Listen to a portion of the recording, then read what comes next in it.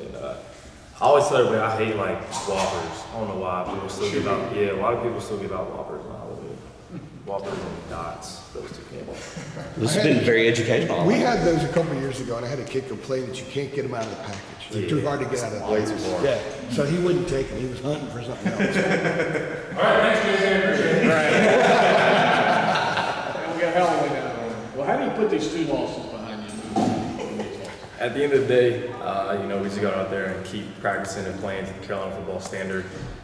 Unfortunately, those games didn't end the way we wanted to, but we can't always look back at those games. We got to keep moving forward and just get ready for Campbell this week. JJ, along those same lines, like I'm sure you know that the odds are pretty long for you guys to get back to the AC championship with the second conference loss. I mean, was there a moment after the Georgia Tech game ended where you just kind of sat down, thought about it, and you're like, well, now what? Because that was one of your goals. Yeah, it was definitely one of the goals. I still think the goal is still intact for sure. I feel like at the end of the day, we just want to play each game week by week. And right now we're just focused on Campbell and, however the chips fall, that's how they fall, but we're just focused on Campbell and getting prepared for this game.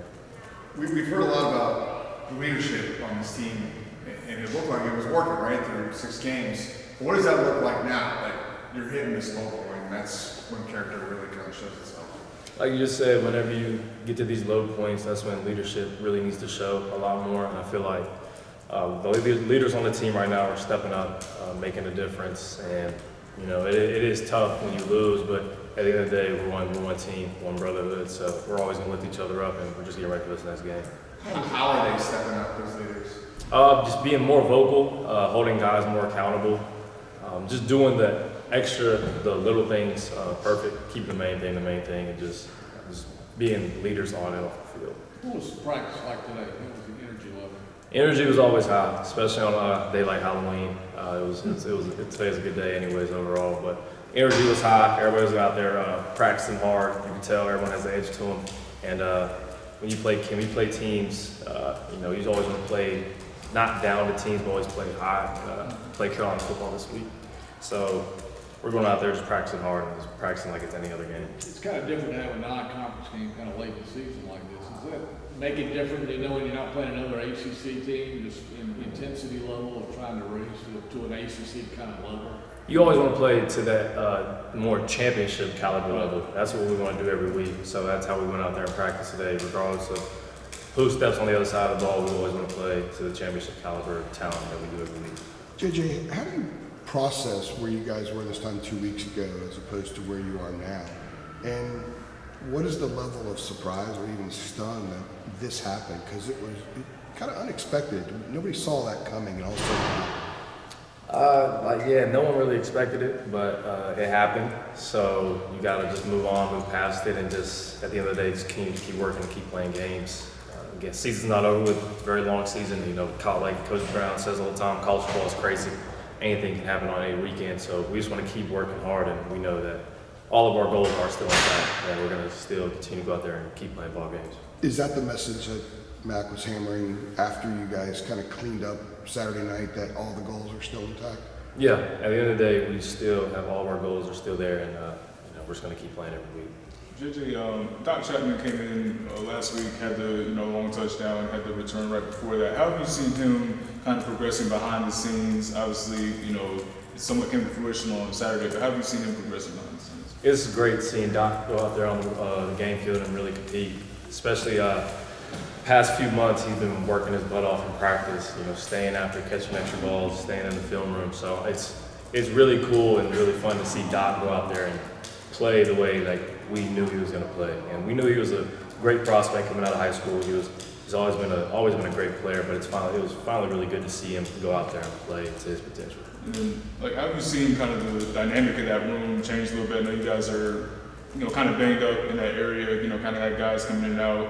Obviously, Ted's his return. Just how have you kind of seen the dynamic of the wide receiver room, or not the room, but just on the field, the dynamic of the passing game kind of change a little bit?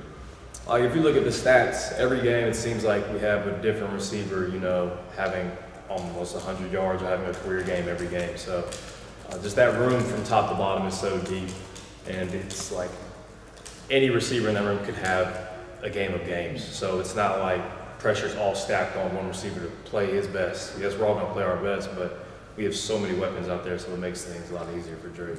Do you like JJ, can you take us back to the moment of, down there Saturday night when Tez took the shot and was down on the field, and just what that was like for you as he's down, and I don't know if you saw it happen live, probably not. You probably running a route or whatever. Like, just can you take us through that and how you saw it, and just what was it like to experience? It was definitely tough seeing Tez go down like that, and at the end of the day, it is football. But when you see guys take hits like that and lay on the ground for a long time, it really stuns you, really shocks you. I was really disappointed, that he was on the ground for a while, and I was really upset. And, but I'm just right now, I'm glad that he's back. I'm glad that he's feeling way better now, and I'm glad that he's still here with us, playing with the team. Yeah, right, and to go along with that, I was going to say, how about, we saw him walking around here yesterday, what was it like when you got to see him again? And were you grabbing him and trying to be careful with him? Yeah. Don't dab him up too hard? After the game, I text him immediately. I knew I probably wouldn't be able to get it, but text him and say, hey man, praying for you, love you man, always gonna be here for you. So whenever I heard that he was on the plane back the next day, I was just super excited. And we're actually neighbors / roommates. So as soon as he got home, I went over there and I was like, bro, I'm glad he's back. I'll be feeling well. But I'm just glad that he's back. JJ, do you like noon games, or is it hard to kind of get up and get going and be in the right frame of mind for a noon game? I feel like I really do. I don't care really what time the game is. For us, we practice early, so it's not like us playing a noon game is so early for us. So, I feel like I'm pretty accustomed to a noon game versus a night game, but at the end of the day, we just play whatever time they give us. If it was 4 a.m., we play at 4 a.m. What time's the team meal? Team meal? Yeah. Probably 4 hours out? 8 o'clock? About 8 o'clock. Yeah, about 8:30. Probably have breakfast pregame. Yeah, breakfast. So 8:30.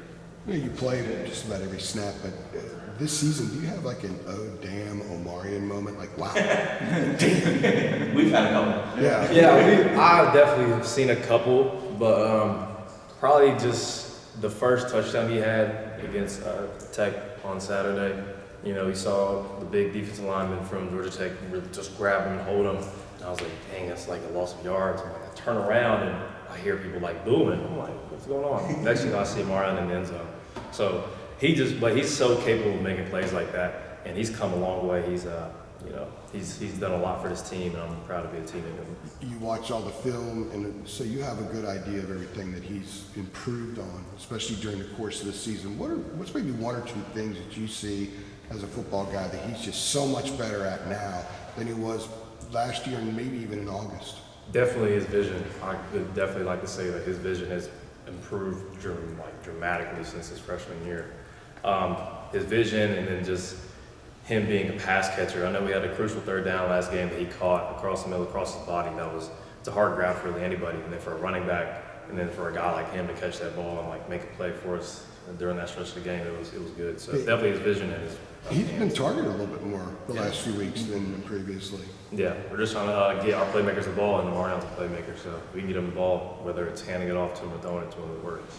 You guys doing anything to pick up the defense? It was like they kind of put that monkey off their back after last season, and then it's kind of like, here we go again with the fans. And as an offense, you guys doing anything to help them out?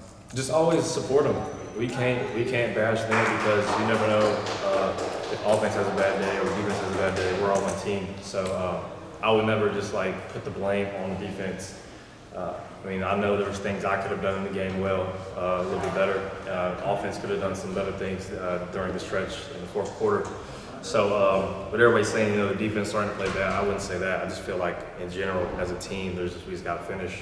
But I wouldn't just place the blame on them. JJ, back to Omarion real quick. I was thinking when AJ was asking you the questions, does he ever say anything different? Yeah. The dude was 333 pounds that he ran through. Mm-hmm.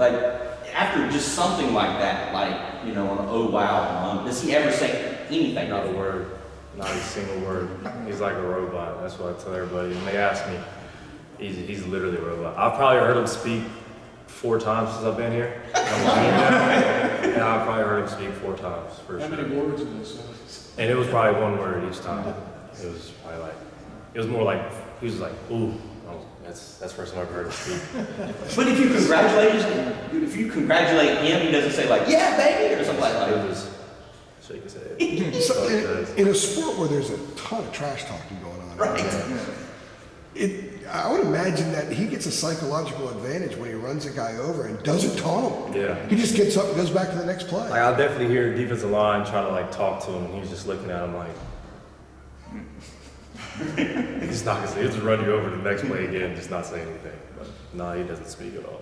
Did you expect him to have the type of season that he's having? I think he's leading the league, leading the ACC in rush yards. Like, was that something you expected from him coming into the year? For sure. When you when I saw him coming out of high school, I was like, yo, he's gonna be a tremendous player for us. And then just going back to last year, he flashed potential in so many games.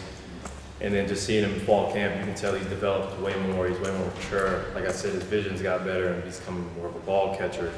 So I'm not surprised. I know the player he is. He's one heck of a player, and we all know that. So it's just, I mean, he's just going out there and playing every week, and we're just proud to have him. We're going to talk to him on Zoom tomorrow.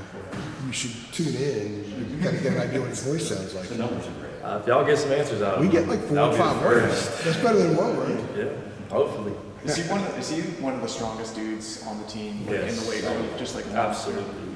Absolutely. His legs are massive. I mean, we don't call him Saquon Barkley for no reason. Like, he's a big dude. What is it called? Saquon Barkley. He's a mini Saquon. JJ, it's sort of what Michael was asking you before about. I mean, this team obviously has had some ambitious goals for this season. And yeah, a couple weeks ago, I mean, an unbeaten record was in play. Like, have you had to personally just sort of sit down and have like a moment of acceptance? Like, all right, we're not going to go unbeaten.